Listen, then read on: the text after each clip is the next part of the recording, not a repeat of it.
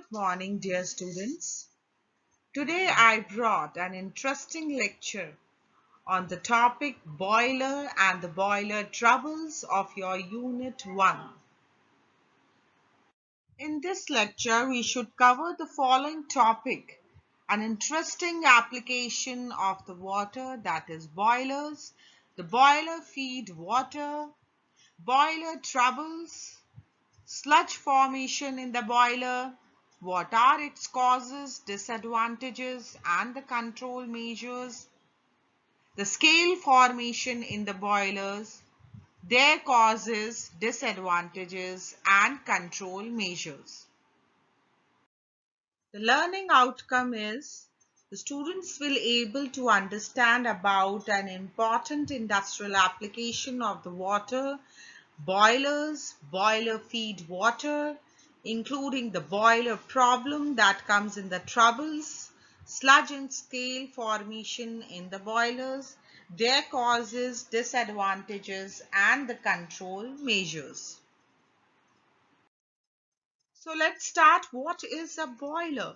The boiler is a huge closed vessel in which the water under pressure is completely transformed into the steam by the application of the heat. Here you can able to see the picture. It's a huge closed vessel which is made up of iron, and the heat is applied to this boiler from external fuel, and the water inside it's completely transformed into the steam, which is collected through the pipes connected to the boiler. The pipes are there which are connected to the boiler, and the steam can be collected by these pipes.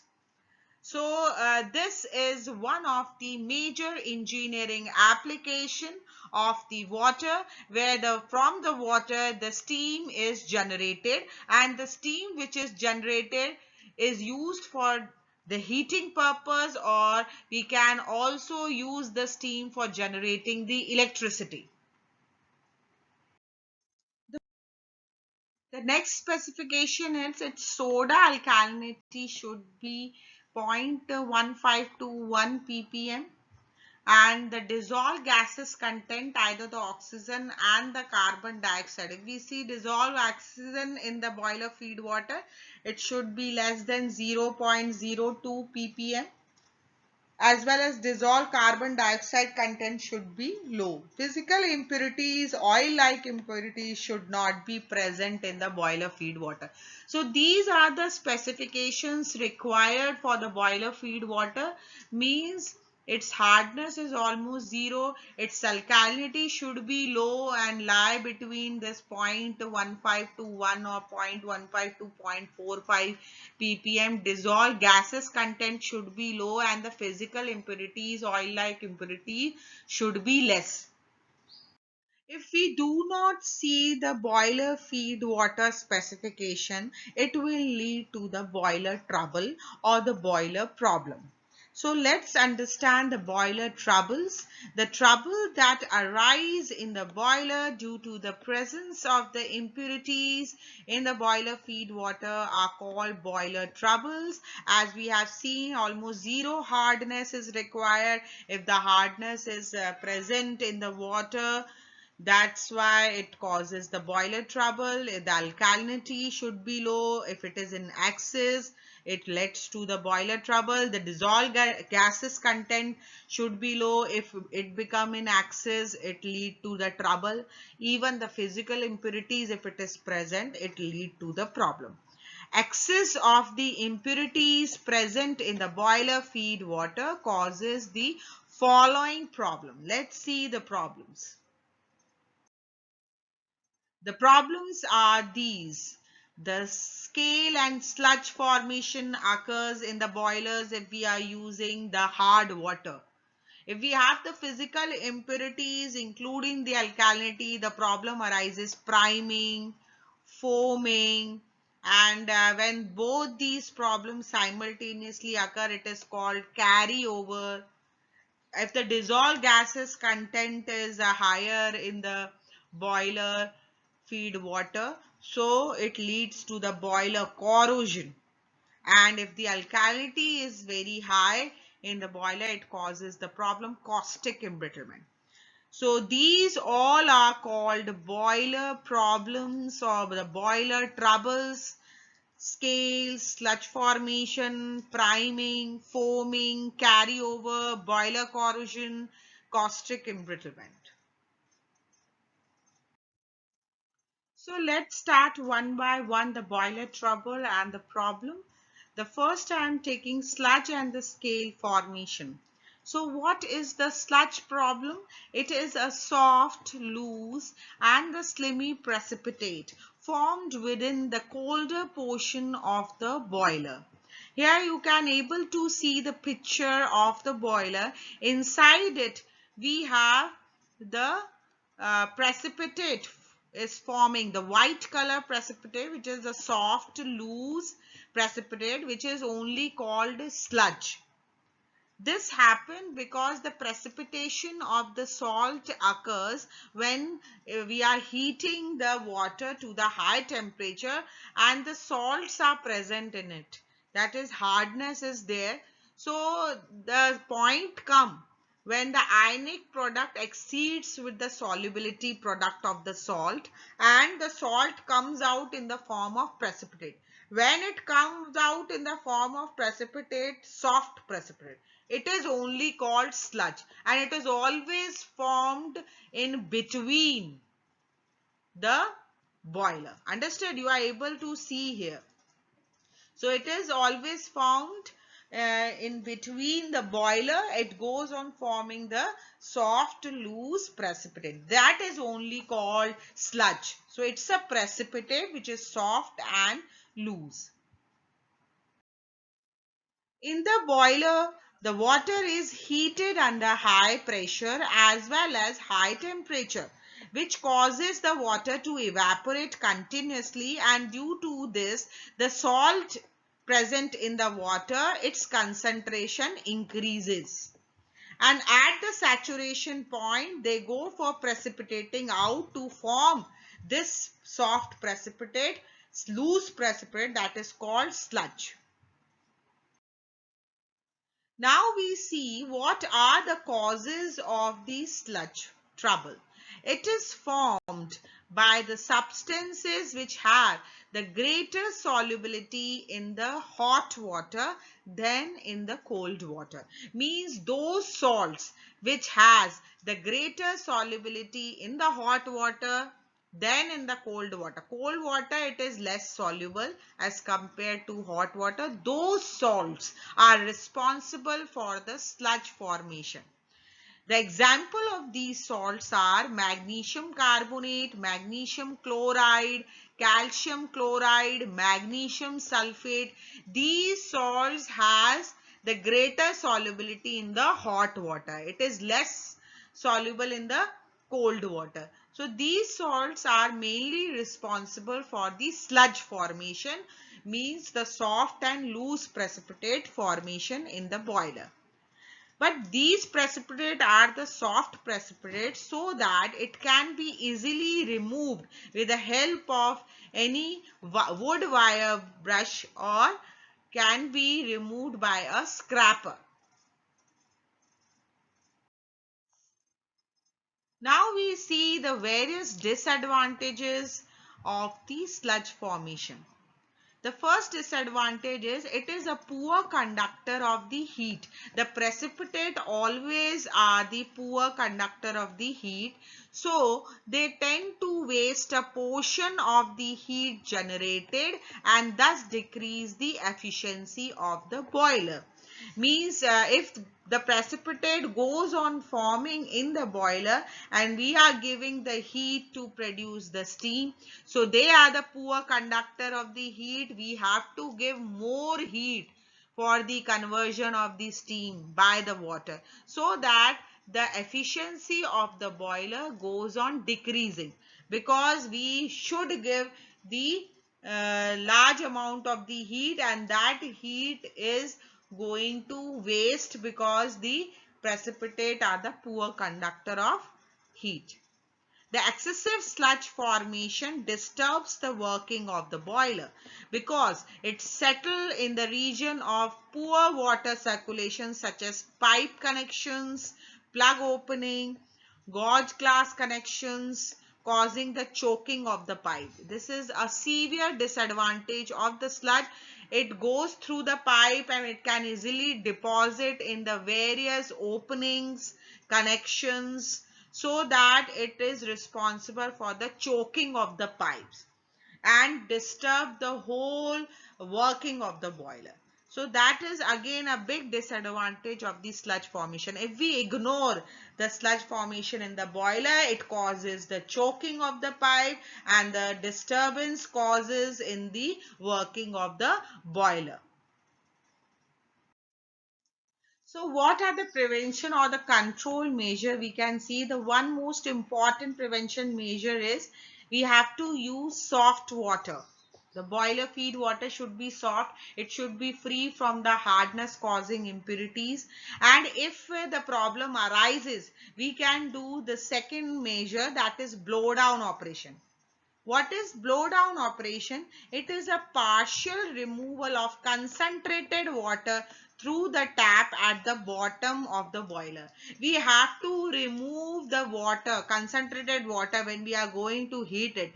That water should be removed through the tap. Slowly. As the concentration increases, we have to remove some water from the tap at the bottom of the boiler. We have to remove some water and then start heating. If the concentration more increases, we have to remove again the water so that the problem is minimized. The formation of the sludge do not takes place in an axis. So that we can do, that is the operation called blow down operation.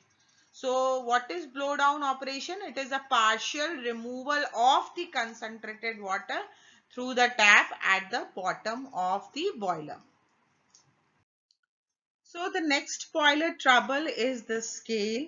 What is a scale? These are the hard deposits or the precipitate which is firmly stick to the inner surface of the boiler. They are difficult to remove even with the help of hammer, and we can understand if it is very difficult to remove with the help of the hammer, it is too hard. So it is also the hard precipitate which stick to the inner surface of the boiler, which is called scale. And here you can able to see that inner wall, it goes for depositing the hard deposit, that is the scale here. And in the picture also you are able to see that the white precipitate, hard precipitate stick to the wall, inner wall of the boiler surface is responsible for the scale. So that type of the scale you can able to see in the boilers. And it is also caused due to the presence of the salts, means hardness. So the water again goes on heating and the concentration of the salt increases and it forms the precipitate. It come out with a form of precipitate, and when it stick to the wall it form hard precipitate, and when it is within the boiler it is soft, that is sludge. Now let's see what are the causes of the scale formation. As we have seen the causes of sludge formation, we should see the causes of scale formation. The first cause is decomposition of calcium bicarbonate. If the calcium bicarbonate salt is present in the water, when we go for heating it, it decomposes. It decomposes into calcium carbonate, water and the gas CO2. So calcium carbonate is responsible for the deposition as a scale. So calcium carbonate act as a scale in the low pressure boilers. The boilers, when at the low pressure is converting the water into the steam. There are the low pressure boilers, medium pressure boilers and the high pressure boilers according to the pressure we are using for the conversion into the steam. So calcium carbonate act as a scale in low pressure boilers. In high pressure boilers, calcium carbonate do not act as a scale. Why? Because in the high pressure it converts into the calcium hydroxide, which is soluble in water. So that is the main responsible cause. So the first we can say the calcium carbonate, which arises by the decomposition of the calcium bicarbonate. It acts as a scale in low pressure boiler, but it do not act as a scale in high pressure boilers, because in high pressure boilers it hydrolyze, it reacts with the water to form soluble calcium hydroxide. The next cause is deposition of the calcium sulfate.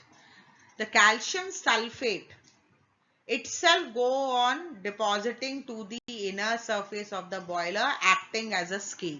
The solubility of the calcium sulfate decreases with the increase in temperature. That's why it is responsible for the scale.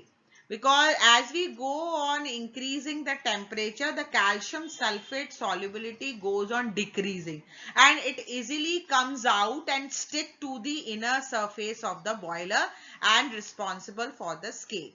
Calcium sulfate is soluble in the cold water, but almost completely insoluble in superheated water. So when we are heating the water, calcium sulfate is not soluble in it. So it separates out, and when it separates out, it sticks to the wall and causes scale. The type of the scale causes the troubles mainly in high pressure boiler. So it is very important that calcium sulfate should not be present in the water. Otherwise it is responsible for the scale formation. Even in the high pressure boilers, even in the low pressure boiler, this act as a scale. So this is one of the important cause of the scale formation. The third cause is hydrolysis of the magnesium salt. The magnesium salt, suppose magnesium chloride is there, it undergo hydrolysis, it reacts in the water to forms magnesium hydroxide. Magnesium hydroxide is insoluble in the hot water and it is responsible for the scale. It sticks to the inner surface of the boiler. The magnesium salts get hydrolyzed and form magnesium hydroxide, which act as a scale. So it's the third cause of the scale. And the fourth cause of the scale is presence of the silica. If the silica is the physical impurities, if it is present in the water and the hardness is also there in the water, it may deposit in the form of calcium silicate or magnesium silicate. So calcium silicate and magnesium silicate is also a hard deposit, which is responsible for the scale. Now we see the various disadvantages of the scale formation. The first disadvantage is wastage of the fuel. Again, when it starts forming the scale and it is a precipitate hard deposit, it is a poor thermal conductivity, so that rate of the heat transfer to inside the water is reduced. So it causes the increase in the use of the fuel consumption. More heat is required to convert the water into the steam. So wastage of the fuel occurs. The next disadvantage is decrease in efficiency.